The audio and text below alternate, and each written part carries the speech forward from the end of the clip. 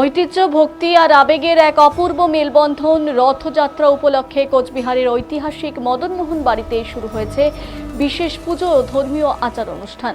বৃহস্পতিবার সকাল থেকেই অগণিত ভক্তের সমাগমে মুখরিত হয়ে উঠেছে গোটা মন্দির প্রাঙ্গণ।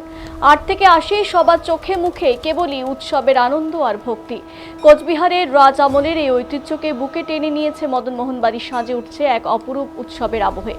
ধর্মীয় রীতিনীতি মেনে চলছে বিশেষ প্রার্থনা, ভক্তদের স্বতঃস্ফূর্ত উপস্থিতি আর শতাব্দী প্রাচীন ঐতিহ্যের এই মহামিলন কোচবিহারের এই প্রধান উৎসবকে এবার মুখরিত করে তুলেছে অন্যান্য ভক্তিপূর্ণ।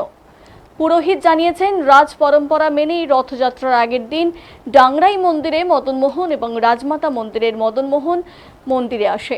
রথযাত্রার দিনে বিশেষ পুজো অনুষ্ঠিত হওয়ার পর বাবা মদনমোহন ডাংরাই মন্দিরে মাসির বাড়ি যাবেন। সেখানে ৮ দিন থাকার পর পুনরায় মদনমোহন মন্দিরে যান।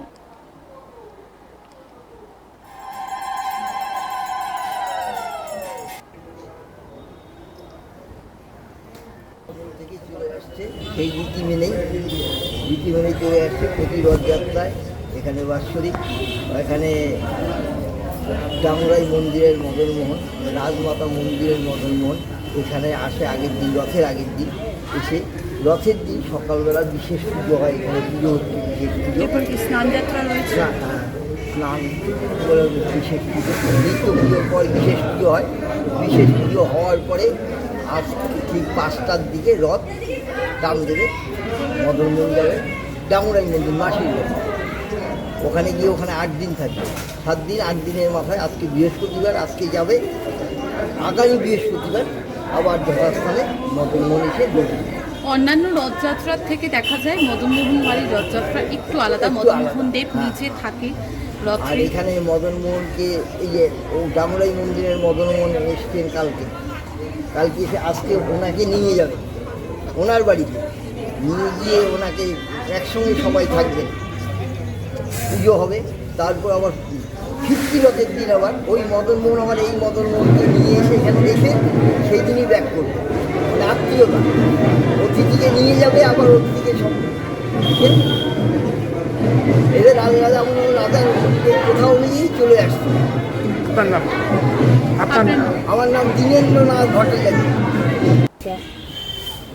প্রাণের ঠাকুর মদনমোহন ঠাকুর যাবে, সকাল থেকেই বিশেষ পুজো চলছে, কি বলবেন?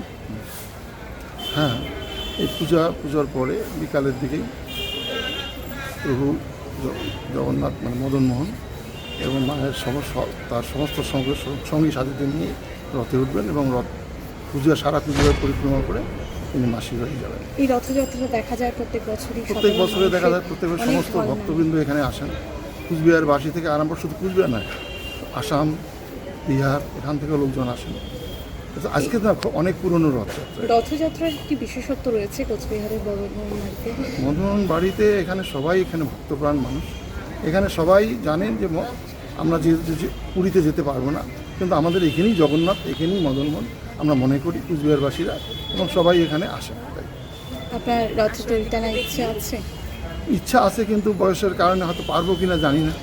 প্রচণ্ড ভিড় হবে, তাই আমি আগেই চলে এসেছি। আপনার নাম? আমার নাম মহেশচন্দ্র বর্মন। আমি 10টার দিকে আসলাম। আমি শিলিগুড়ি থেকে এসেছি, তো অনেক দিনের আশা ছিল যে আজকে যাব মদনমোহন বাড়ির পুজো দেখতে। এখানে একটা নাম করা একটা পুজো হয়, যেটা হচ্ছে আমাদের জগন্নাথ দেবের পুজো। তো খুব ভালো লাগলো এসে দেখে। এখানে তো মদনমোহন দেব নিজেই থাকেন রথে, হ্যাঁ, কি বলবেন? তো আমি তো শুনেছি এতদিন ধরে, তো আজকে এসে দেখলাম, খুব ভালো লাগলো। ঠিক আছে, তো অনেক মানুষজনও আসতেছে, ভিড় হচ্ছে আস্তে আস্তে। হয়তো 12টা-1টার দিকে মনে হয় বিকালের দিকে বার হবে রথ।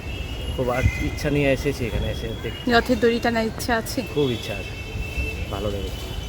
আপনার নাম? সদানন্দ সিং।